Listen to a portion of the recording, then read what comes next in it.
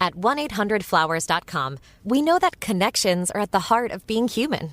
Whether celebrating life's joys or comforting during tough times, 1-800-Flowers helps you express what words can't. For nearly 50 years, millions have trusted 1-800-Flowers to deliver thoughtful gifts that help create lasting bonds. Because it's more than just a gift. It's your way of showing you care. Visit 1-800-Flowers.com/ACAST and connect today. That's 1-800-Flowers.com/ACAST. This summer, Instacart is bringing back your favorites from 1999 with prices from 1999. That means 90s prices on juice pouches that ought to be respected, 90s prices on box mac and cheese, and 90s prices on ham, cheese, and cracker lunches. Enjoy all those throwbacks and more at throwback prices, only through Instacart. $4.72 maximum discount per $10 of eligible items. Limit 3 offers per order. Expires September 5th while supplies last. Discount based on CPI comparison. This is Paige, the co-host of Giggly Squad. I use Uber Eats for everything, and I feel like people forget that you can truly order anything, especially living in New York City. It's why I love it. You can get Chinese food at any time of night, but it's not just for food. I order from CVS all the time. I'm always ordering from the grocery store. If a friend stops over, I have to order champagne. I also have this thing that whenever I travel, if I'm ever in a hotel room, I never feel like I'm missing something because I'll just Uber Eats it. The amount of times I've had to Uber Eats hair items like hairspray, deodorant, you name it, I've ordered it on Uber Eats. You can get grocery, alcohol, everyday essentials in addition to restaurants and food you love. So in other words, get almost anything with Uber Eats. Order now. For alcohol, you must be legal drinking age. Please enjoy responsibly. Product availability varies by region. See app for details. Super Real.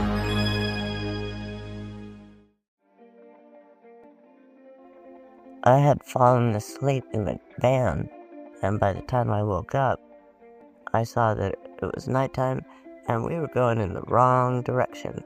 I looked all over to see what I can find to protect myself, and I saw a wooden stake, and I picked it up and pointed it to him and said, "You're taking me in the wrong direction, turn around now." So he pulled over, and while he was going out to do whatever he's gonna do, I opened the door and got out of the van, and he hit me over the head with the steel sledgehammer, and then I woke up in his van. Hey, I'm Julian Morgans, and you're listening to What It Was Like, the show that asks people who have lived through big, dramatic events what it was like.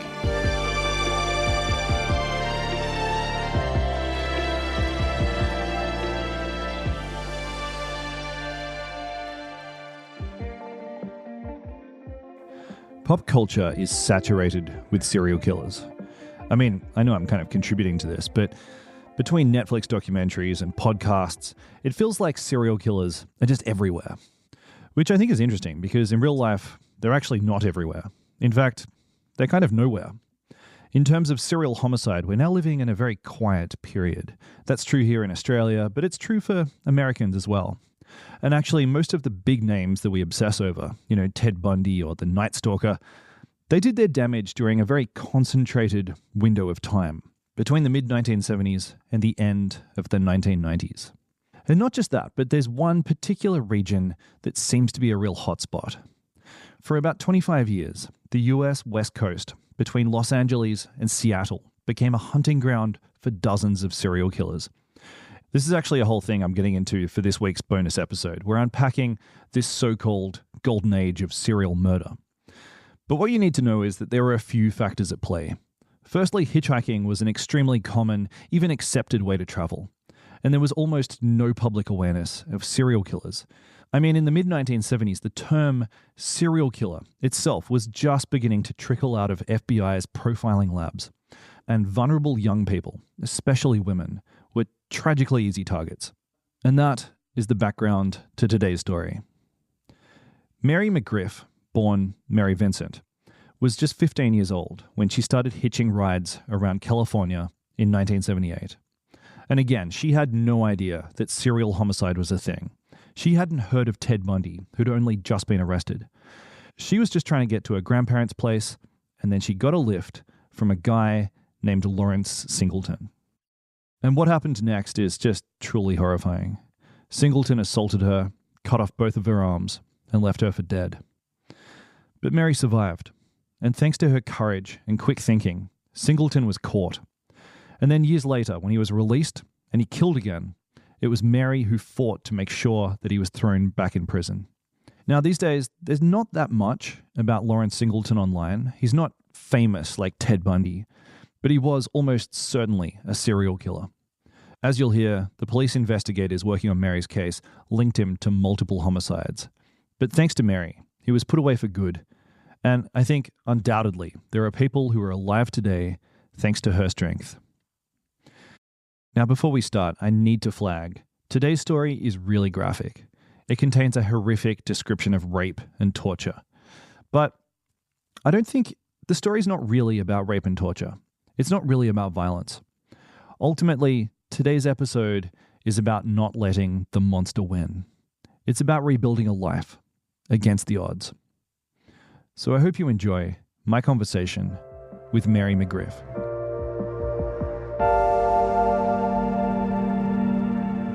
Hey Mary, welcome to the show. Thank you for having me. Thanks for joining me today. Where did you grow up and how would you describe yourself as a kid? Well, we traveled a lot because my mother's husband was in the military. So I was born in El Centro, California, but then the day after I was born, we went back to the Philippines. So I remember a nice portion of my childhood in the Philippines, but wherever we went, I never knew my mother's husband till I was 2 years old, and he was the first white person I ever saw because we're in the Philippines and everyone looks the same there, and he was the first white person that I saw. And I thought he was a ghost, and I thought he was bad. Well, he was bad because he was always abusive physically, mentally, and sexually to me and my brothers and sisters. So that's how my childhood was. Okay, so it would be fair to say that your experience with men was pretty negative from a young age. Yes. Okay. And how did this experience kind of flow on into your adolescent years? It got worse because when my brothers and sister and I would get hurt by our mother's husband,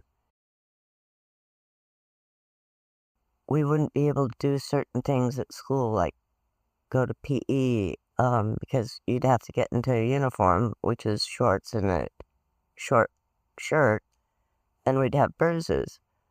So it got to the point where it was interfering with our lives.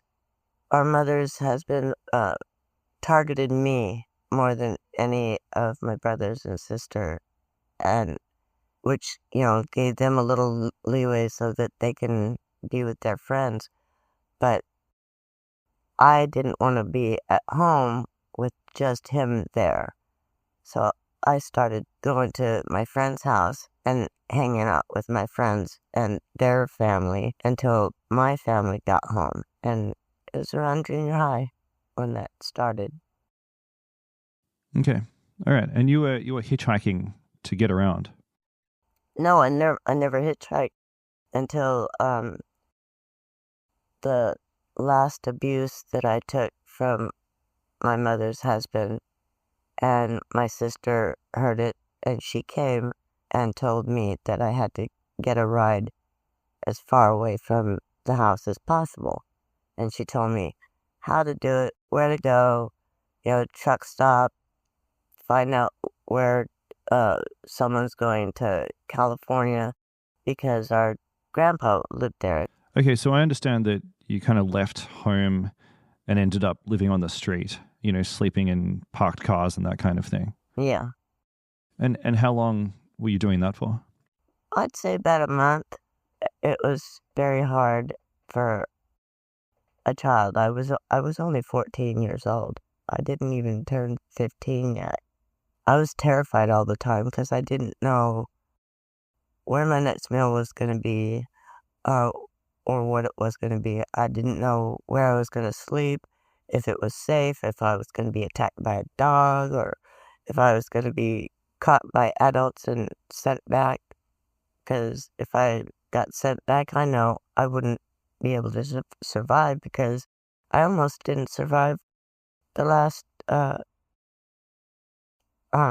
abuse that I took from my mother's husband. Mm.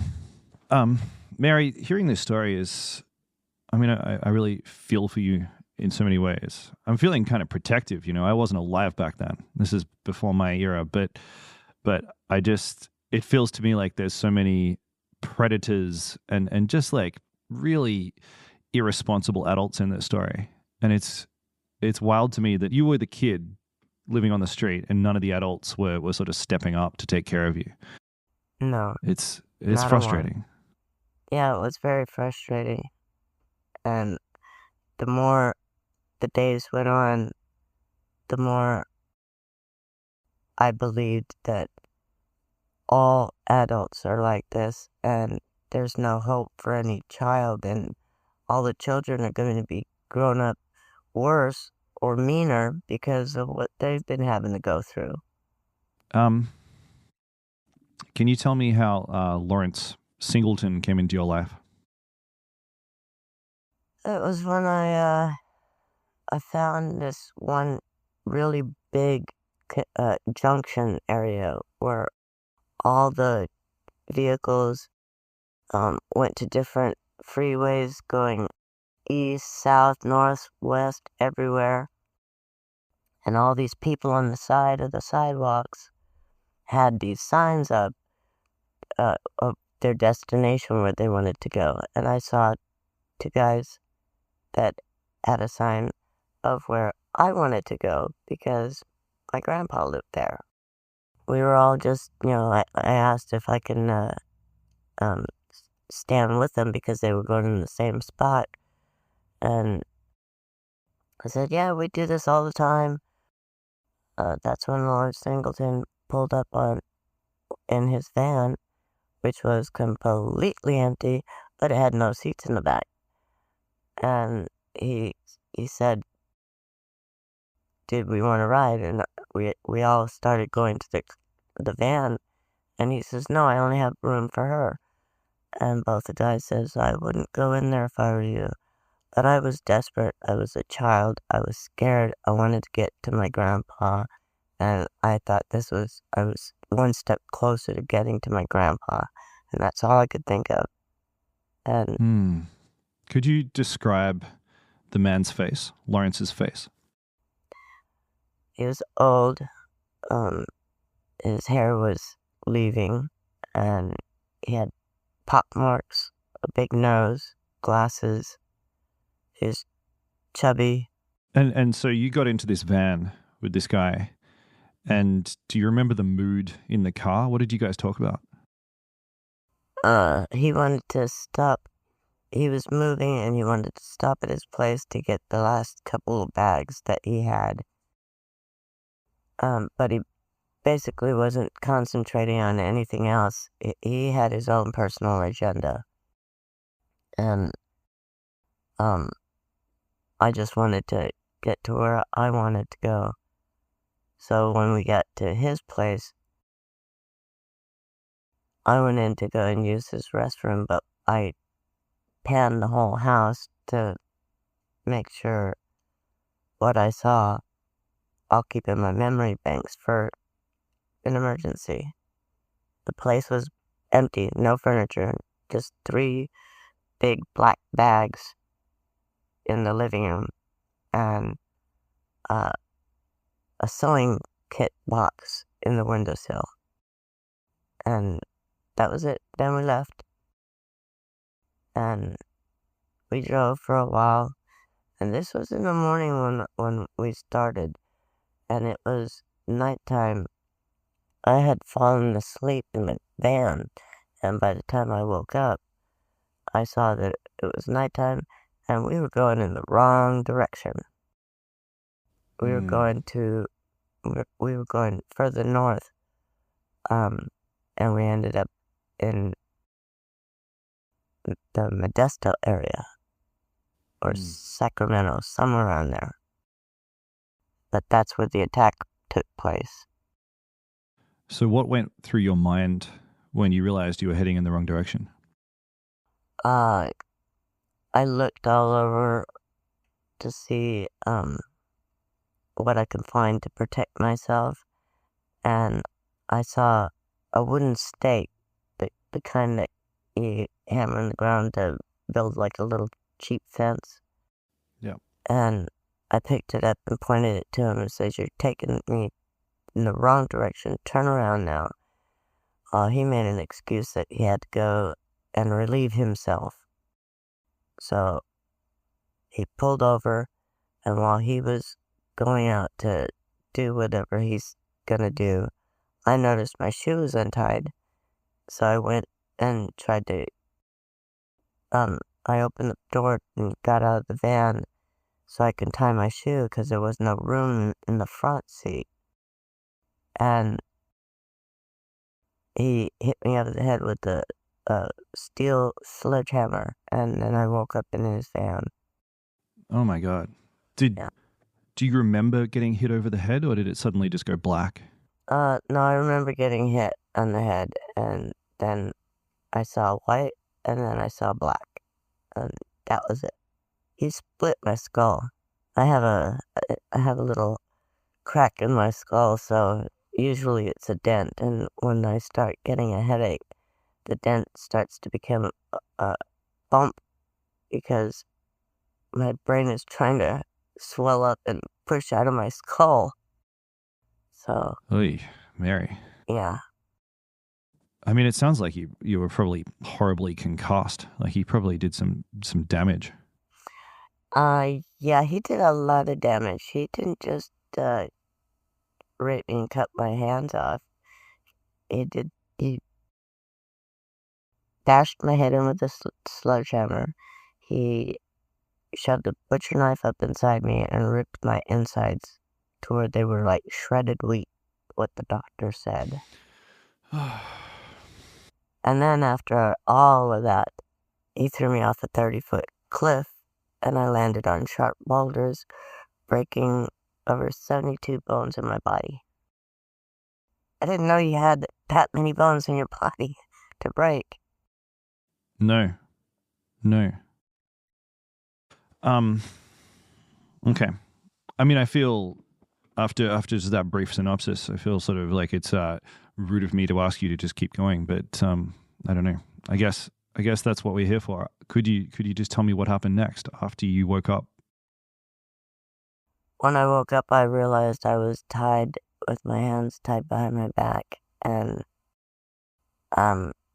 he was pouring some liquid into a half-empty milk carton that had milk in it. And then he started pouring it down my throat, and I knew it was alcohol mixed with milk, which made me throw up. Gosh, who puts alcohol in milk? Yuck. But Yeah, plus you were 14 at the time. yeah, but after that, I was in and out, and he was cutting my clothes off and then trying to rape me, but he couldn't because I was just this little kid, and he was a big slob. And that's when he took the butcher knife and rammed it up inside me 3 times. Then he had his way with me for a good while. It was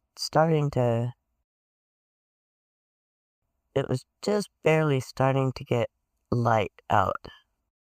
So it was pretty close to 24 hours, because The whole day was gone, the night was gone, now it's morning coming up again. And he pulls me out of the van, and he cuts the ropes off of my hands. And when he did that, he grabbed a hold of my one arm, and I tried kicking him, and he had sliced my left arm off, swinging 2 times, which made me fall, and I knew I was going to go into shock, so instead I meditated, and I stopped my blood from gushing out. I could slow my heart rate down by meditating. I've been meditating since I was a little girl, and that's what saved me. But when that happened, he started cutting my right arm off, and I started fighting even more.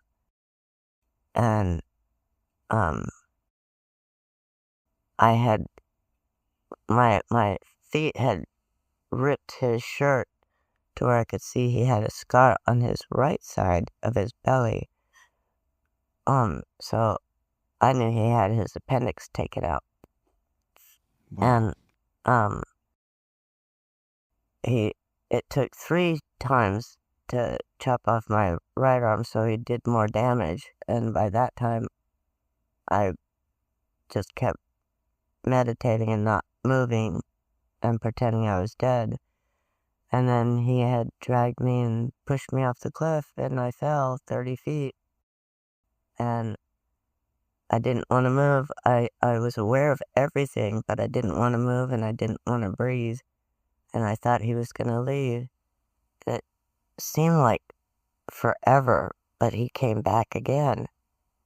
And then he dragged me into the culvert where he had dropped me off the cliff, because there was a little drainage culvert.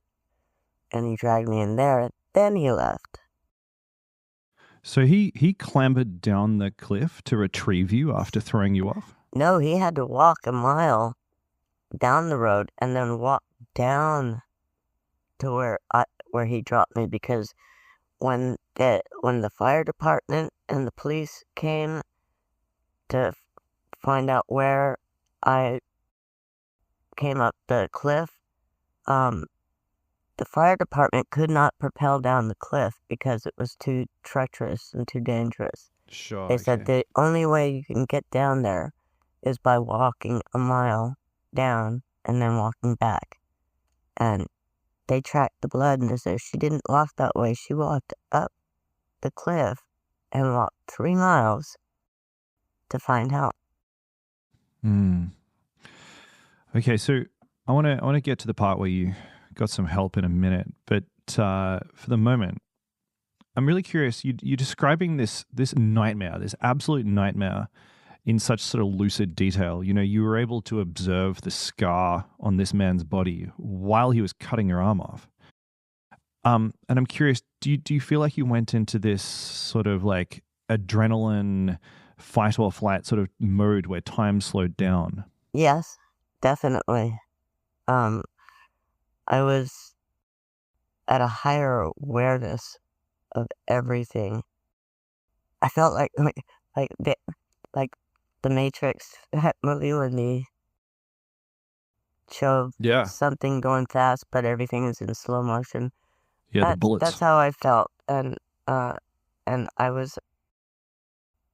I don't know. I have a photographic memory, and for some reason, the little voice inside me said that it was very important that I have this memory because it's going to come in handy someday. And so far, it's been coming in handy my whole life because I remember everything. Yeah. Did you feel pain? I felt the pain. It was so excruciating. I didn't know if I was breathing. I didn't know if I was standing or sitting or laying down. I felt like I was floating. And if I touched anything, the pain would be so intense, it would feel like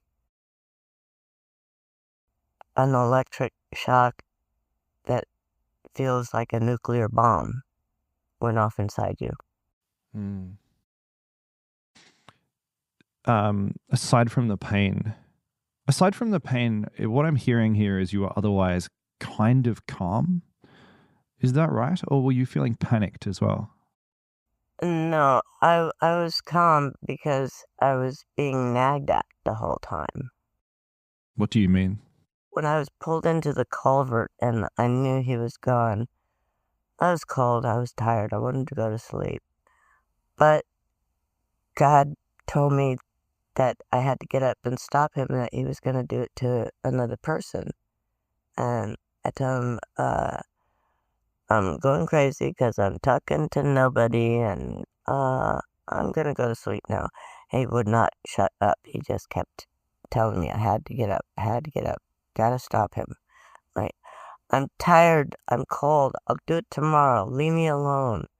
And he wouldn't stop. So we sat there and argued for a while, and because I wanted to point out, okay, smarty pants, how the heck do you think I'm gonna be able to stop him? I can't even get out of here, can't climb up this cliff, can't do anything. I don't have any hands, by the way. And all he says, I'll help you.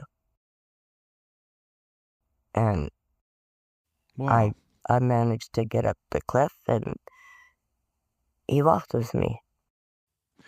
Would you classify this as like an actual religious experience, or was this you just sort of arguing with your subconscious? No, it's a religious experience. I've been talking to God since I was 4. I actually special ordered my husband from God, and he promised me that he would deliver because of what I'm gonna go through. Wow.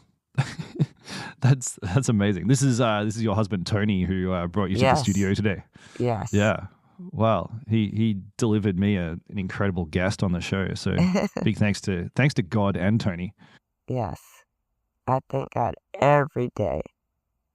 Okay. So God said he was going to help you. He or she was going to help you up this cliff. Do you Yes. remember getting up the culvert? I remember saying I had to wait before he helps me because I remembered in my meditating and surviving lessons that I had to stop the bleeding from my arms because I'm moving now and my blood is leaking and I only have so much blood in my body. So I stuck my arms in the dirt and it packed it to where it acted like mud because it got gelled with the blood, but it stopped me from bleeding. And then he helped me up the cliff, and then we walked for 3 miles. Actually, for 3.9 miles, and the first people that stopped, they were in a red T-top sports car, and they had cowboy hats on. One had a white felt hat, cowboy hat, and the other one had a straw cowboy hat. One was blonde and one was redhead, and I'll never forget their faces, and they'll never forget mine. But here I am, well, I was 15 then, because I had a birthday, and I'm all naked, covered in blood, but I have no hands. I look like something out of one of those horror movies. And Yeah. those 2 guys freaked out and peeled out. You could see the tire marks because they peeled out so fast. And I said please when I asked them to help me. And they left. And I'm like, oh God, do I still have to keep walking? Yep. We kept walking. So they just drove off. They saw you, a naked, bleeding 15-year-old, and thought, oh, she's a threat. Let's get out of here. I don't know what they thought. I think they thought that they went into the Twilight Zone, got into a Harry Carey movie. But I What can't. a bunch of assholes. That's so unimpressive. Well, I'll never forget them. But Yeah. I kept walking, and just a few minutes later, a white pickup truck, a beat-up white pickup truck comes pulling in. And apparently the road I was walking down is an abandoned road that a lot of people get lost. And these people were on their honeymoon and they got lost, so they spent the night on the road. And then when they were coming back, they found me. Excuse me. And I told God, okay, I asked nicely the first time for somebody to help me, and I said, please, this time they're going to help me or not, they're going to have to run me over. And I stood right in front of the road and screamed as loud as I could to help me. And the guy came out running real fast and picked me up, and his wife opened up the passenger door. She got into the back of the truck, and then they drove me to a few minutes down the road to a nearby hospital where they did meatball surgery till they can get me to a big hospital. Meatball surgery is kind of like battlefield surgery where they're just trying to patch you up Yeah. so you can survive the They just transition. want me to stop bleeding to get me to the next hospital. I mean, I'm just curious. Like when you got in the car, were these other people like, hey, what happened to you? Was there any conversation? They were just trying to keep me awake and keep me talking.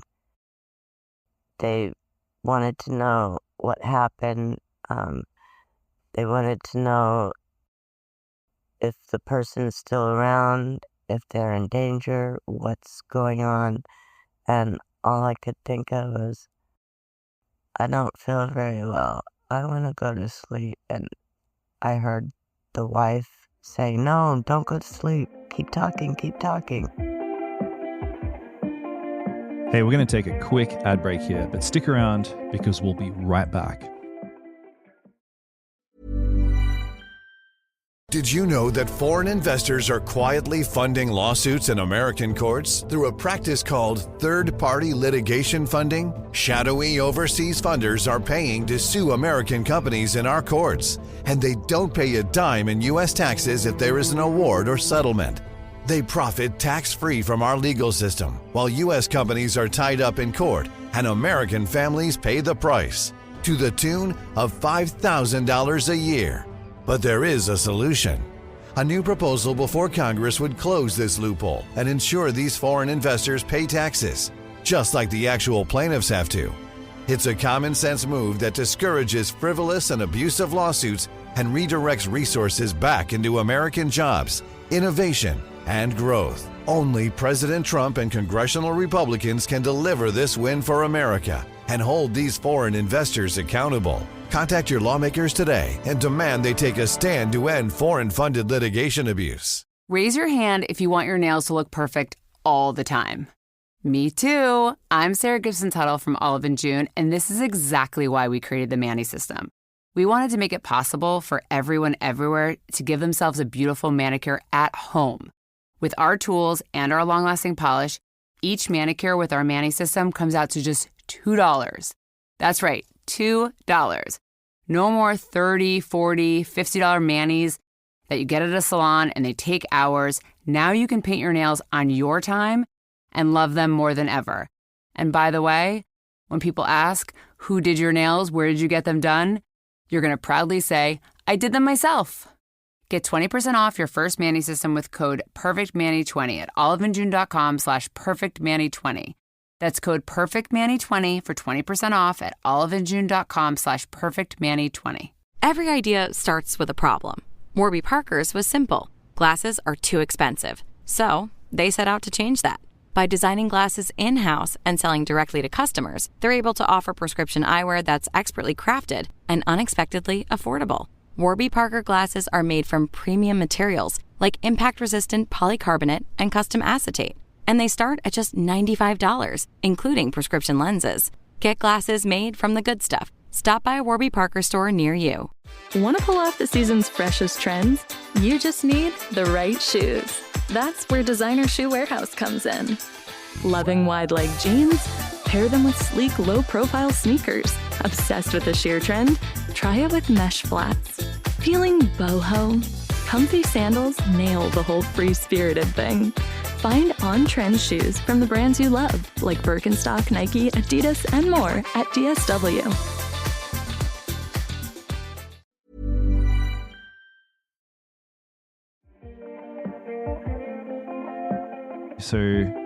So I'm guessing that there was a period of recovery. You were in the hospital. They were trying to keep you alive, and you were just trying to get your health back. Can you walk me through that? Well, when they were wheeling me to the emergency room, I grabbed the first cop I could with my foot. I grabbed his belt loop and kept pulling on him while they were wheeling me to the emergency room, and yelled that he needs to get a pad of paper and a pen and write this down because I'm going to talk fast. I don't know how long I've got until I die, so you better get this and you better get it now because he's going to do it to somebody else. So he started writing away, and that took place for a while. And he didn't want them to operate on me because I was still talking, and they had to boot him out and then put me in, and they started operating on me, and that took a while because there was a lot of doctors in there, but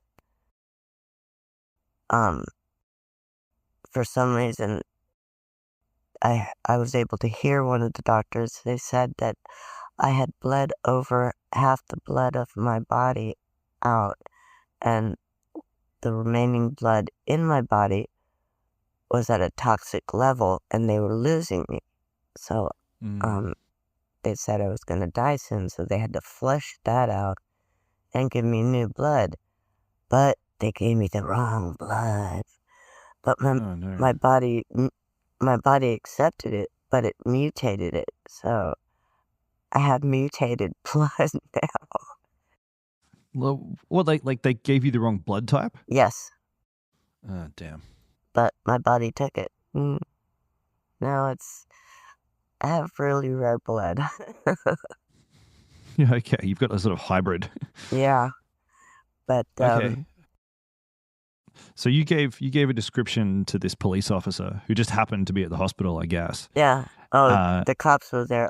Everyone was there when they found out because the 911 calls came in, of course. And nobody has ever heard of anything like this happening in the United States. So it got everyone's attention. Okay. And so you gave a description. I'm guessing you described the man's face. Yes. As you were describing to me earlier, and you told this cop what had happened to you. Not just that. When we were driving, because I have a photographic memory, I just have to look at something once, and I'm not even paying attention. But if somebody were to ask me to describe what I saw, I would be able to do that. And I saw his itinerary card on his dashboard, and I knew exactly where he was going that day, and they caught him that day. He was going to do this to his daughter. Oh, God. And he'd written us in an itinerary. Yes. He's not the sharpest tool in the shed, is he? No. I found out when it came to court to put him away, his daughter was in the courtroom, and he had cut off her left ear because she heard something that he and her mom were talking about that she shouldn't have heard. And she kind of looked like me, and she was in the courtroom. That freaked me out. Oh, Mary, that's freaky. Mm-hmm. Okay, so you gave a description. This guy was picked up. He was arrested.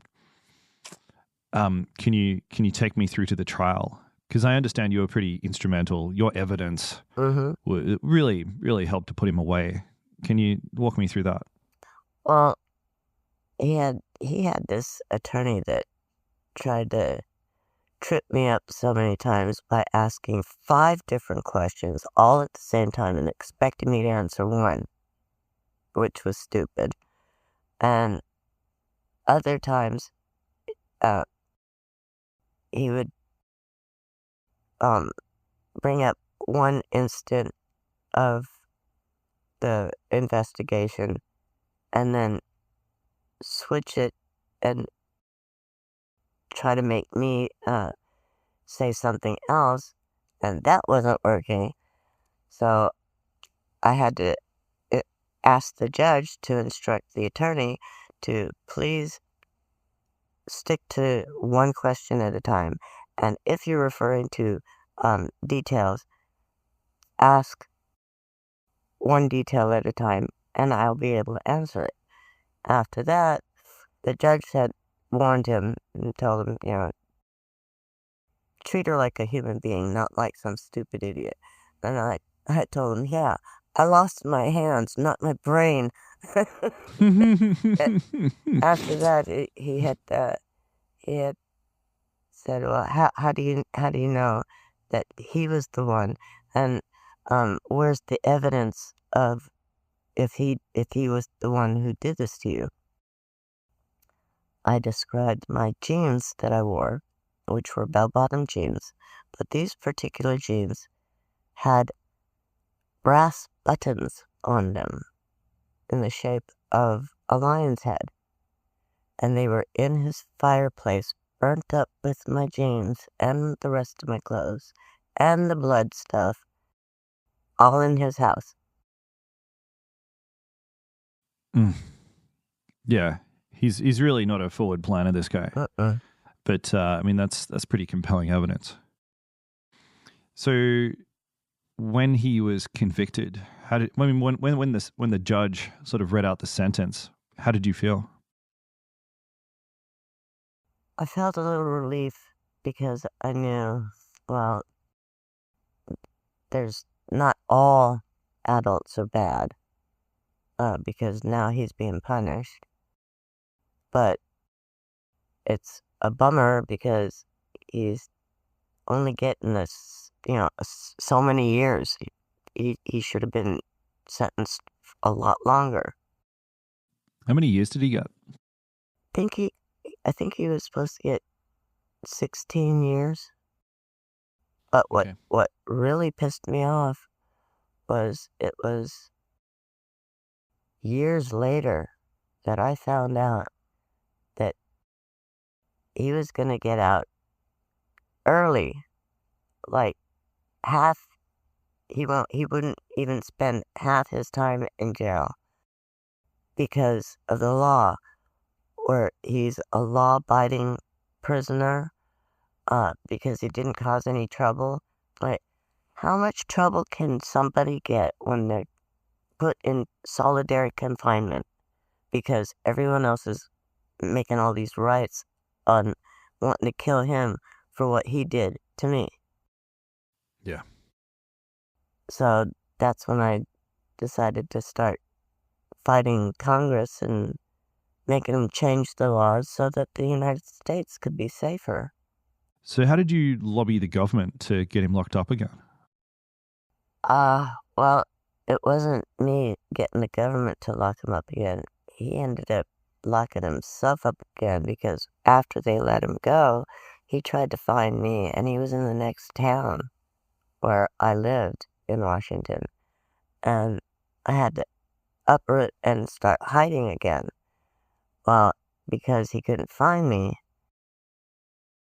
the cops found him and shipped him back to Florida because that's the only place that would have him. And he got frustrated to where he killed another woman. So I had to go and put him away in court again and do that show cause why he should not be released this time because he's just doing it over and over again. And during that whole time, I found out that he had killed 14 women total. He'd killed 14 women? Yeah. How do you know that? the investigator that was dealing on my case, his name is McGriff. He was the one who was locating all the bodies that he had killed. And through DNA and all the other stuff, they found out that it was him that killed all these other women. Jeez. And was his MO always the same sort of stuff? He'd pick up young women hitchhiking and then use an axe? No, it'd be different all the time. And sometimes he would chop them up. Sometimes he would stab them. This last victim that he killed, he's what he said in court was he accidentally stabbed her 87 times. How can you accidentally stab someone 87 times? I'm sorry, but you think the judge is brainless? Yeah. I'm surprised that he's got such a kill count. I mean, when you look him up these days, just, you Google his name, he's not widely reported to be a serial killer. He's the one fatality that is mentioned is this woman in Florida. Yep. But what I found out from my detective that was on this case, he was a very, very evil man. And it took me months to prove it because they wanted to lock him up in an insane asylum. Now, last I checked, that's not maximum security. And he can get out and do it all over again. I had to prove 3 months it took me to prove that he was evil, not crazy. There's a difference. Yeah. Yeah. I mean, tell me a little bit more about that. So you met him, you looked him in the eyes. So I'd really love to hear your take on the kind of man that he was. The man that he was, well, the best way to describe it is a very mean sociopath, someone who does not care about anyone or anything, but he's worse, he wants to hurt everything and everyone. Someone like that, I don't know what makes a person become like that, but it's ugly, and I can see that and recognize that because I've seen it my whole life, and it's taken God and myself many, many years just to not hate people and not get to the point where, gee, can I be like that? Be that hateful? I don't want to be that way. Yeah. Yeah. Yeah, I mean, for a long time, did you believe that humanity was basically just bad? Yes, I did. For a long time I did. Because of the court system, because of the legal system, everything. It took a while. There was one adult that I cared about when I was in the hospital, and I knew she was an adult. But that was the first adult that I actually warmed up to. I didn't cut them off. Where before every adult, it was a bad word in my mouth. But slowly through the years, I started meeting once in a great while a good person, a decent person who is an adult, who actually cares and wants to help out and doesn't want anything in return. Who was this person? Well, this one was the occupational therapist at the hospital where this happened. And everyone was saying that I was going to end up being in that hospital for 2 years. It's going to take me 2 years just to heal with all of this. And I don't like hospitals, and I know everyone I met do not like hospitals, especially the food. And I told them, I don't want to be in this hospital for 2 years.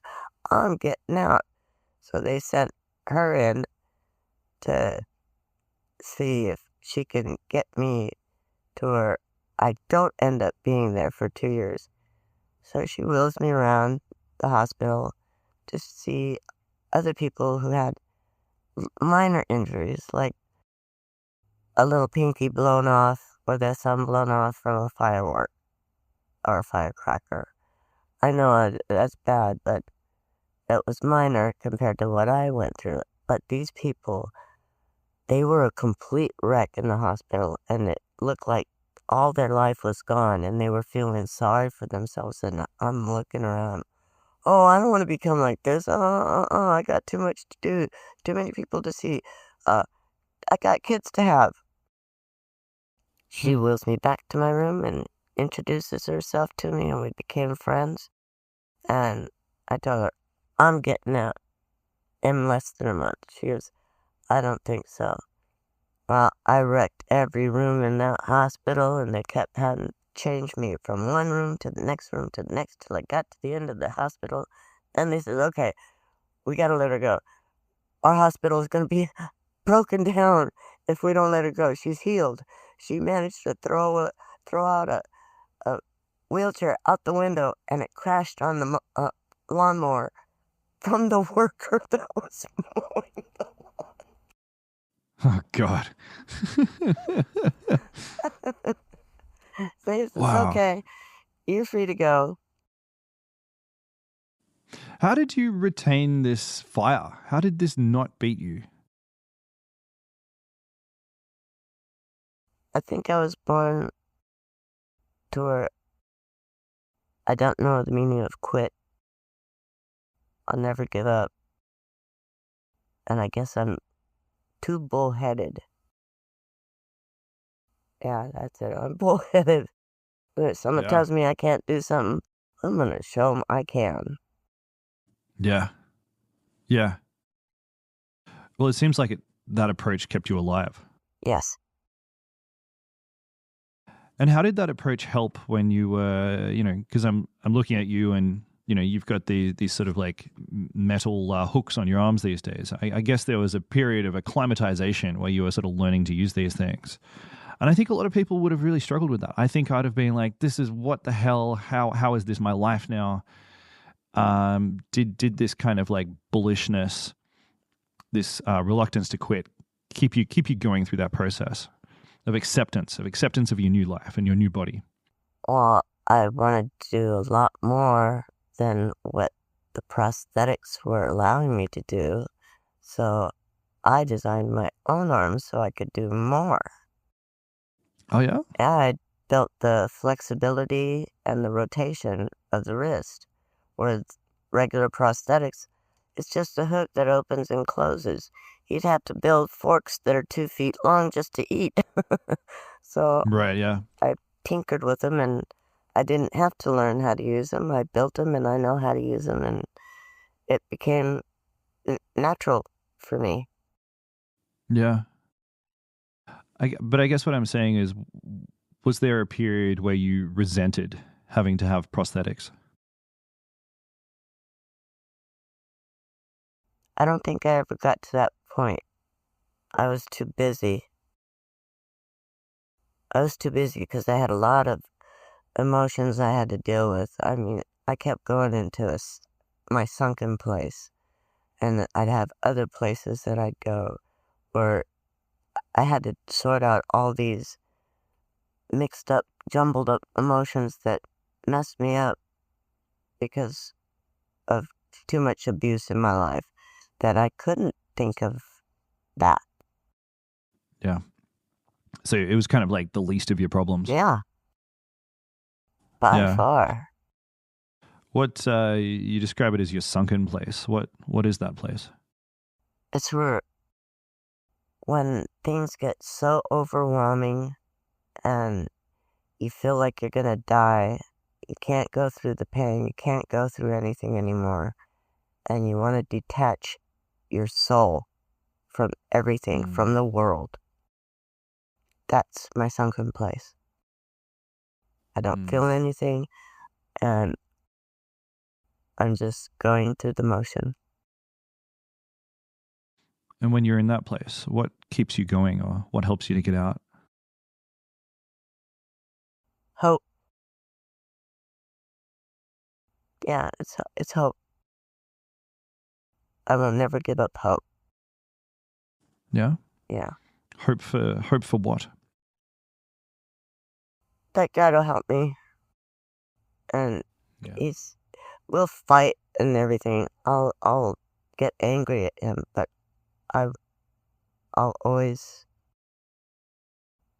believe, and that gives me hope. Yeah.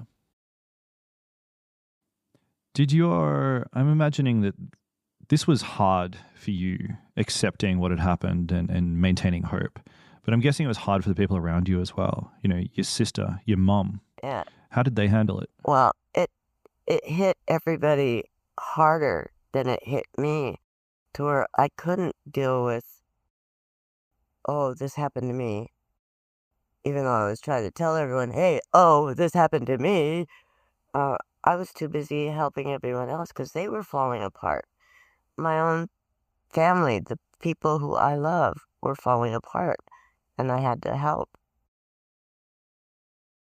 As in, they were feeling sorry for themselves, like, oh my God, this happened to my daughter, and that's bad for me, and you had to hold their hand. No, it wasn't necessarily about my mother or her husband. It was more my sisters and brothers. They were falling apart, and I needed them because we were all in this together. We're peers, and we were being abused by our mother's husband. So we know about all this, and I needed them to be strong, but they weren't strong, so I had to help them and hope that when they do get strong, they could be there for me. Maybe this is a weird question, but did what happened to you affect your mother's husband's behavior at all? You know, did it give him like pause for thought or any sort of reason for self-reflection? No. If anything, it made him more evil, more wicked. What's that about? I don't know, but I wish he was in hell. Is he in hell? No, he's in Belize. Belize is a fairly comfortable place. I don't think he's coming here anytime soon. No one can leave there now. There's been a coup. Yeah. Okay. Well, fingers crossed he dies and goes to hell pretty soon. Yeah. Hey, we're going to take a quick ad break here, but stick around because we'll be right back. Did you know that foreign investors are quietly funding lawsuits in American courts through a practice called third-party litigation funding? Shadowy overseas funders are paying to sue American companies in our courts, and they don't pay a dime in U.S. taxes if there is an award or settlement. They profit tax-free from our legal system, while U.S. companies are tied up in court, and American families pay the price, to the tune of $5,000 a year. But there is a solution. A new proposal before Congress would close this loophole and ensure these foreign investors pay taxes, just like the actual plaintiffs have to. It's a common sense move that discourages frivolous and abusive lawsuits and redirects resources back into American jobs, innovation, and growth. Only President Trump and congressional Republicans can deliver this win for America and hold these foreign investors accountable. Contact your lawmakers today and demand they take a stand to end foreign-funded litigation abuse. Hi, who here loves when their nails are perfectly done? Me.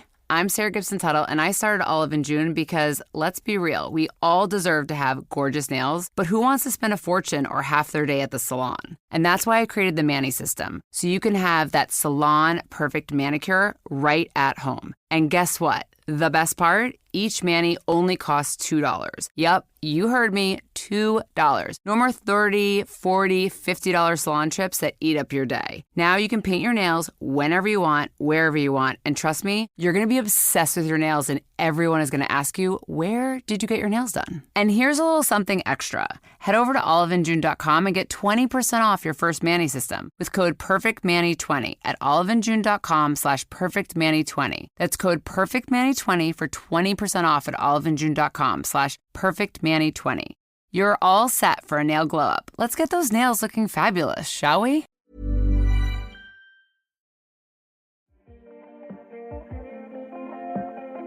So, I mean, the years went past and you had children.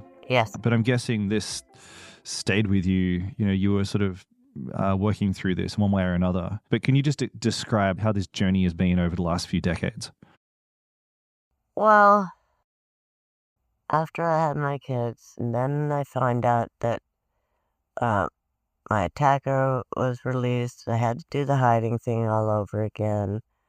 And then I had to worry about my kids being abducted by his brother.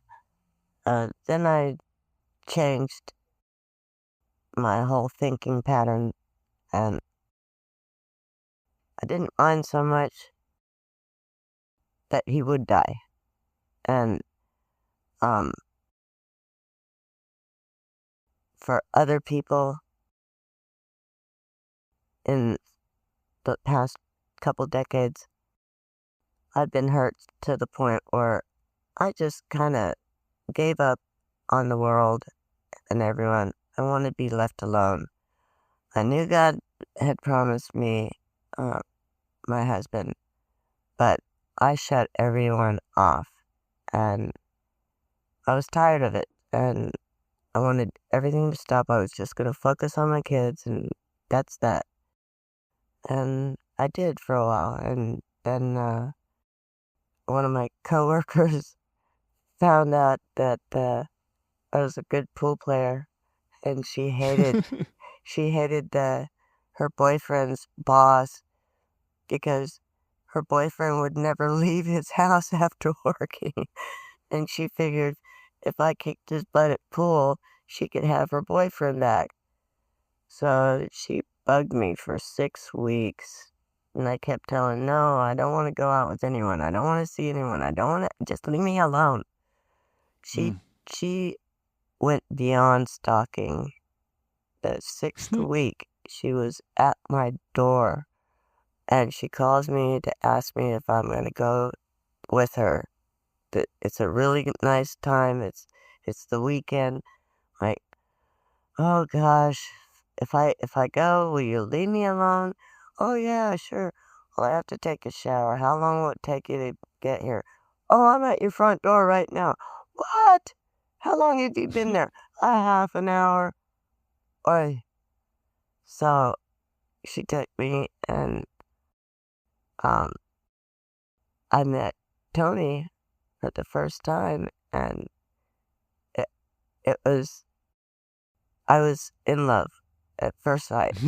He was gorgeous, and I keep peeking into his house, and it's all nice and clean. Something not right about this man, because no man's clean. Yeah. Not unless they're of a different gender. But I'm sitting there thinking, oh, I don't have a chance. And my colleague's boyfriend starts laughing because he thinks I'm thinking that Tony's gay. He's like, no, he's not gay. I'm like, well, who's this other guy here? That's his kid brother. And after that, I knew, oh, God sent me to him. This is it.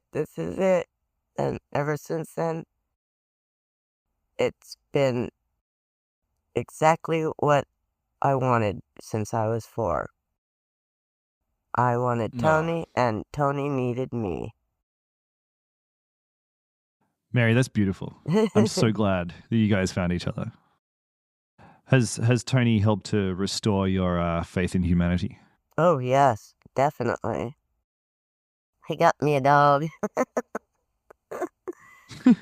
Yeah. Well, There you go.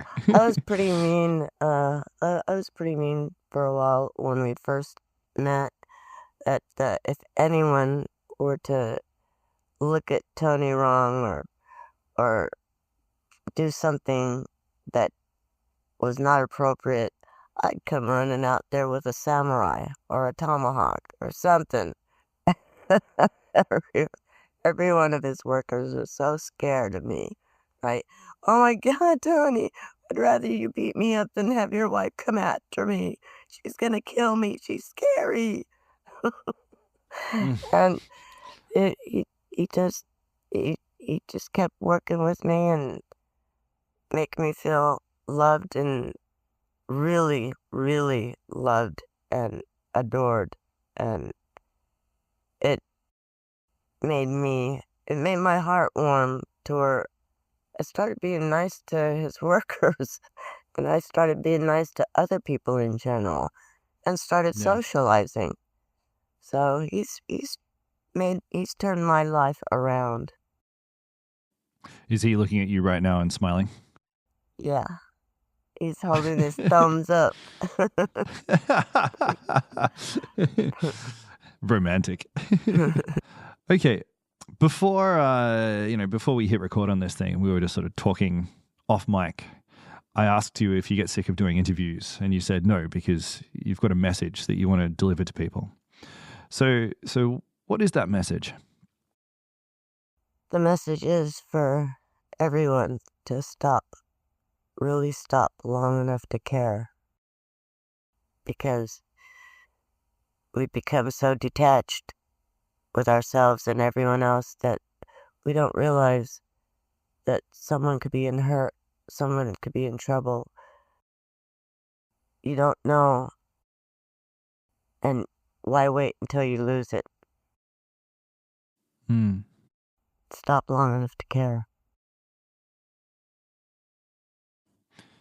And what is it about your experience that's taught you this?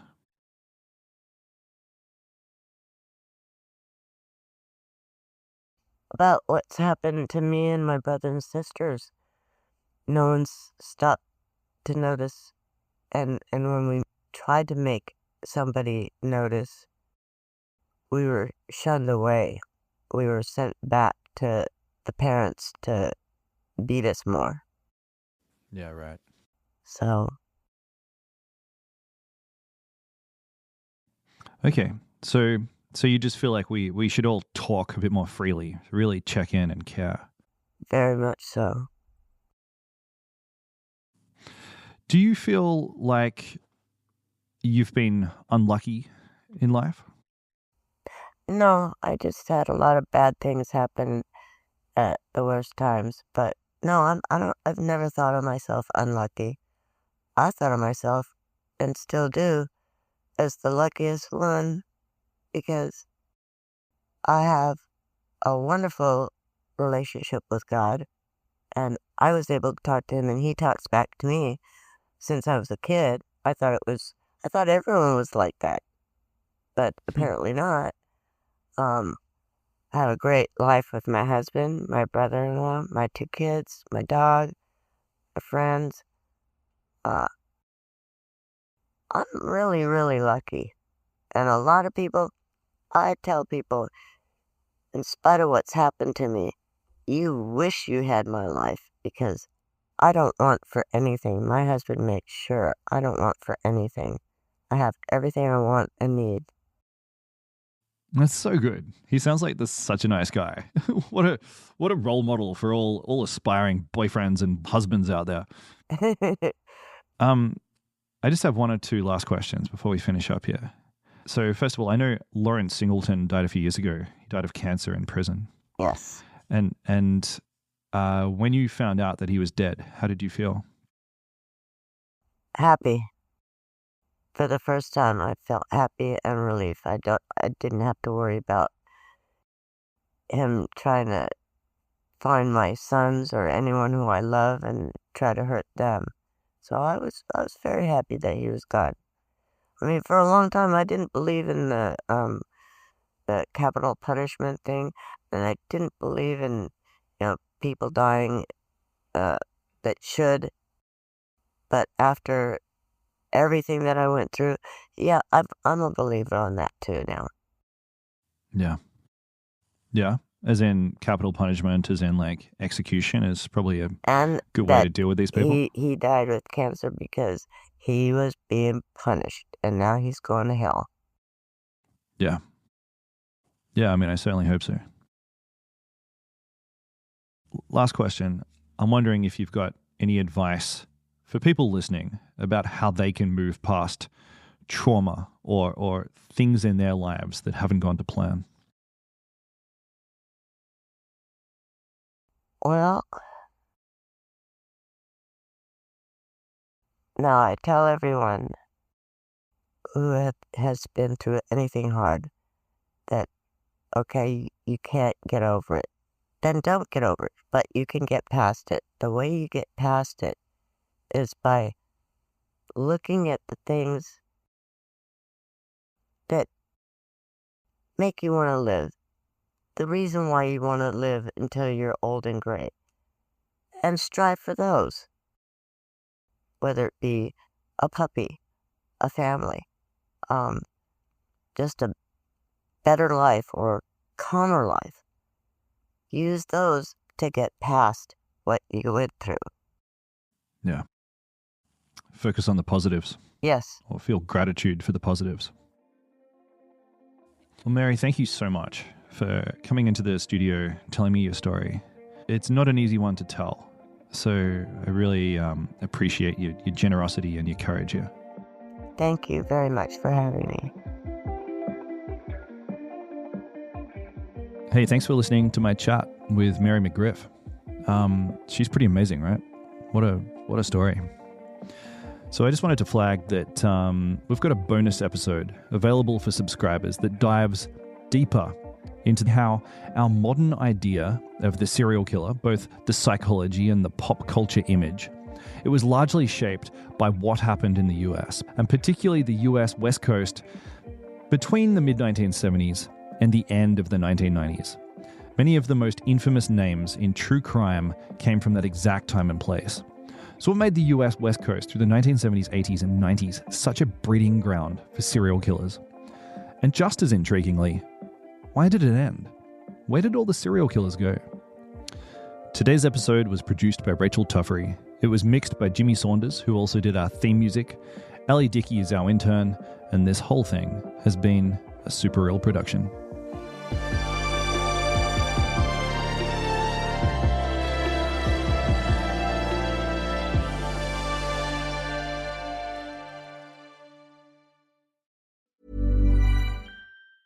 Did you know that foreign investors are quietly funding lawsuits in American courts through a practice called third-party litigation funding? Shadowy overseas funders are paying to sue American companies in our courts, and they don't pay a dime in U.S. taxes if there is an award or settlement. They profit tax-free from our legal system, while U.S. companies are tied up in court, and American families pay the price, to the tune of $5,000 a year. But there is a solution. A new proposal before Congress would close this loophole and ensure these foreign investors pay taxes, just like the actual plaintiffs have to. It's a common sense move that discourages frivolous and abusive lawsuits and redirects resources back into American jobs, innovation, and growth. Only President Trump and congressional Republicans can deliver this win for America and hold these foreign investors accountable. Contact your lawmakers today and demand they take a stand to end foreign-funded litigation abuse. Whenever I need to send roses that are guaranteed to make someone's day, the only place I trust is 1-800-Flowers.com. With 1-800-Flowers, my friends and family always receive stunning, high-quality bouquets that they absolutely love. Right now, when you buy a dozen multicolored roses, 1-800-Flowers will double your bouquet to 2 dozen roses. To claim this special double roses offer, go to 1-800-Flowers.com/ACAST. That's 1-800-Flowers.com/ACAST.